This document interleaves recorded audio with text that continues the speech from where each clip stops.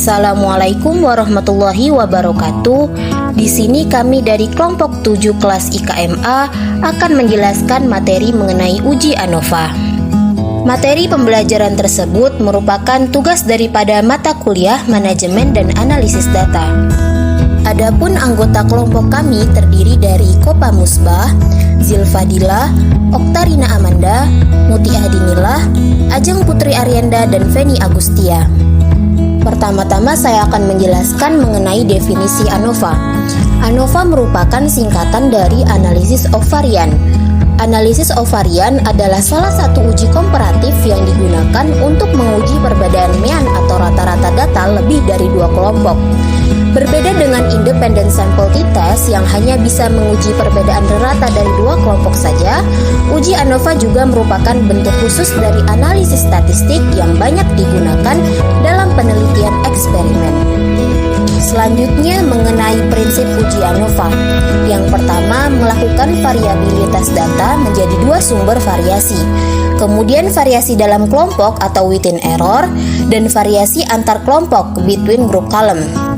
Kemudian jika variasi within error sama dengan between group column atau nilai rasio varian sama dengan 1, berarti tidak terdapat perbedaan mean atau rata-rata.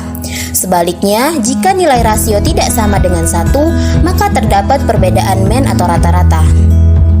Selanjutnya, manfaat atau kegunaan uji ANOVA, yakni sebagai alat analisis untuk menguji hipotesis penelitian yang mana menilai adakah perbedaan rata antara kelompok.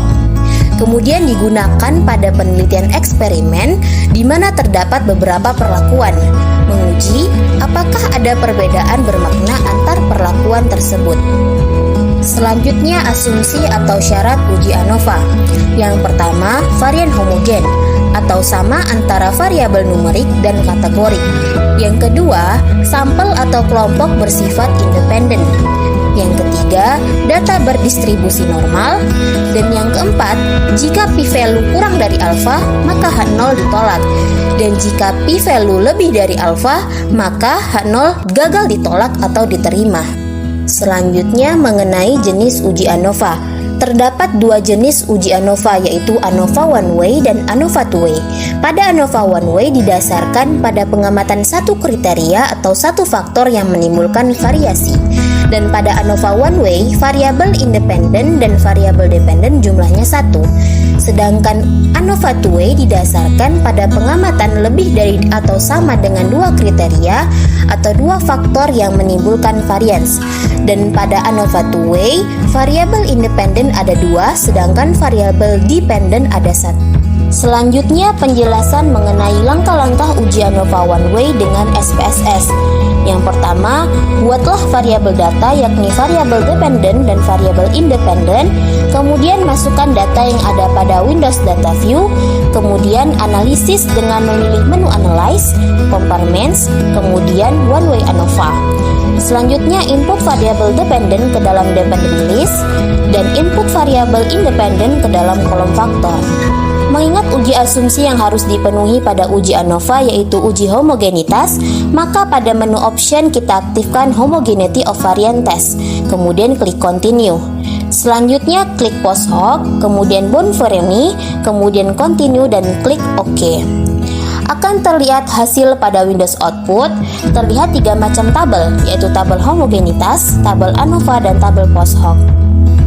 Kemudian untuk contohnya, kami mengambil kasus seorang peneliti ingin mengetahui perbedaan rata-rata kadar kolesterol pada mahasiswa di 4 fakultas dengan variabel dependen kadar kolesterol mahasiswa dan variabel independen fakultas. Berikut kami paparkan pengaplikasian uji ANOVA pada SPSS. Baiklah, di sini saya akan menjelaskan langkah-langkah untuk melakukan uji ANOVA, di mana contoh kasusnya yaitu peneliti ingin mengetahui adakah perbedaan rata-rata kadar kolesterol di 4 fakultas. Pada data ini sudah terlihat kadar kolesterol pada mahasiswa dan juga fakultas. Kita lihat pada variabel view untuk mengetahui value-nya. Kita lihat 1 itu untuk FK, 2 FKM, 3 FMIPA, dan 4 FK. Kita kembali ke data view. Sebelum melakukan uji ANOVA, ada beberapa asumsi atau syarat yang harus dipenuhi, yaitu yang pertama, sampel atau kelompoknya independen. Untuk asumsi yang pertama ini, telah kita penuhi pada saat peneliti mengambil sampel yang dilakukan secara random terhadap beberapa kelompok yang independen, atau nilai pada satu kelompok tidak bergantung dengan nilai di kelompok lain. Asumsi atau syarat yang kedua yaitu data berdistribusi normal. Nah, untuk mengetahui data kita berdistribusi normal atau tidak, kita harus melakukan uji normalitas data. Dengan cara, kita bisa klik Analyze, pilih Descriptive Statistic, dan pilih Explore. Selanjutnya akan muncul, pada Dependent List, kita masukkan kadar kolesterol atau variabel numerik. Dan pada Factor List, kita masukkan fakultas atau variabel kategorik. Kita pilih plots, dan di plots ini kita centang atau kita pilih normality plot with test. Klik continue, dan kita pilih OK.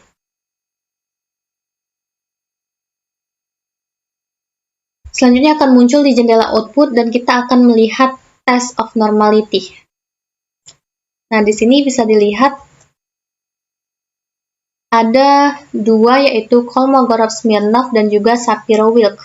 Nah, perlu kita ketahui bahwa jika datanya lebih dari 50, maka yang digunakan yaitu Kolmogorov-Smirnov dengan cara melihat nilai signifikansi pada Kolmogorov-Smirnov.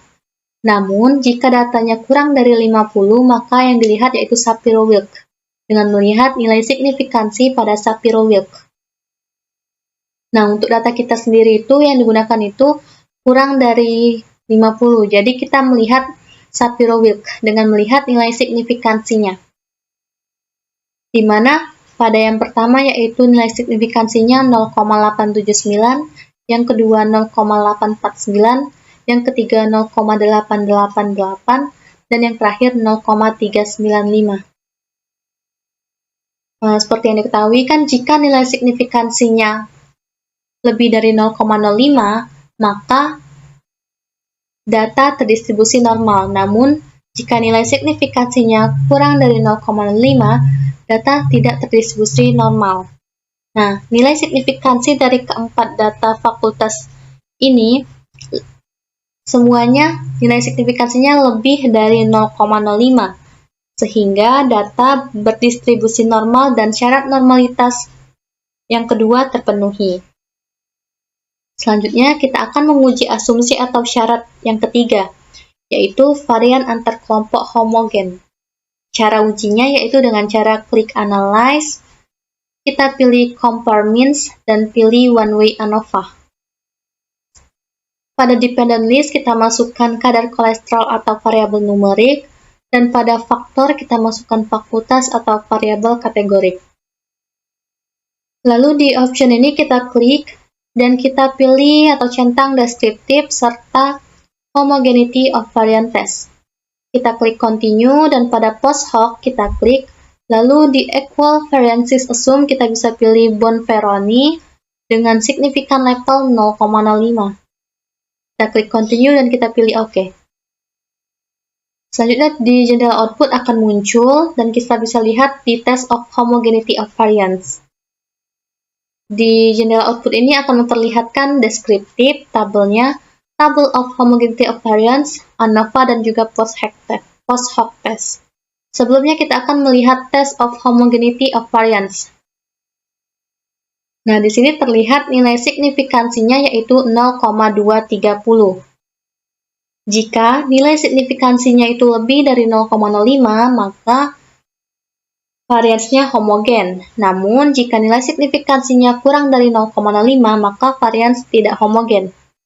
Di sini nilai signifikansinya yaitu 0,230, di mana 0,230 itu lebih besar dari 0,05, sehingga variansnya homogen dan syarat atau asumsi yang ketiga itu terpenuhi. Baik, selanjutnya kita lihat di tabel ANOVA. Kita lihat pada kolom signifikansinya, yaitu sebesar 0,891. Untuk mengetahui keputusan ujinya, kita perlu mengetahui dasar pengambilan keputusan dalam analisis uji ANOVA. Jika nilai signifikansinya lebih dari 0,05, maka H0 gagal ditolak atau H0 diterima. Namun, jika nilai signifikansinya kurang dari 0,05, H0 ditolak dengan menerima hipotesis HA. Seperti yang kita lihat, nilai signifikansinya yaitu 0,81, yang artinya lebih dari 0,05.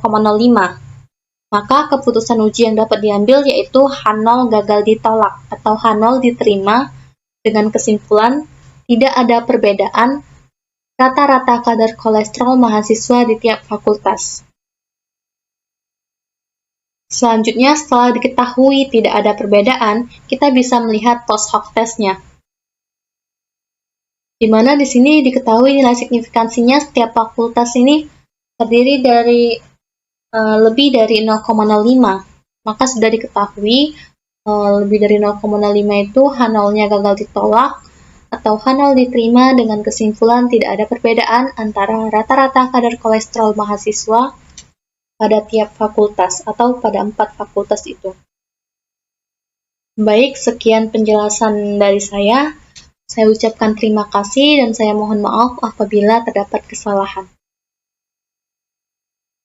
Baiklah, itu tadi penjelasan dari kelompok 7 kelas IKMA mengenai uji ANOVA dan pengaplikasiannya pada SPSS. Atas perhatiannya kami ucapkan terima kasih. Wassalamualaikum warahmatullahi wabarakatuh.